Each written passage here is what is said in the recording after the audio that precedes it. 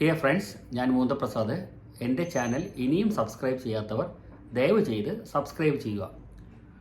Gold വിലയിൽ 60% കുതിപ്പ് ഉണ്ടായതിനെ തുടർന്ന് ഇന്ത്യയിലെ ഗാർഹിക സ്വർണത്തിൻ്റെ മൂല്യം ഏകദേശം 333 ലക്ഷം കോടി രൂപയായി. ഇത് രാജ്യത്തിൻ്റെ GDPയുടെ ഏകദേശം 89% വരുമെന്ന് മോർഗൻ സ്റ്റാൻലി വിലയിരുത്തുന്നു. 2025 ജൂൺ വരെയുള്ള കണക്ക് പ്രകാരം ഇന്ത്യൻ കുടുംബങ്ങളുടെ കൈവശം ഏകദേശം 34,600 ടൺ ഗോൾഡ് ഉണ്ടെന്നാണ് കരുതപ്പെടുന്നത്.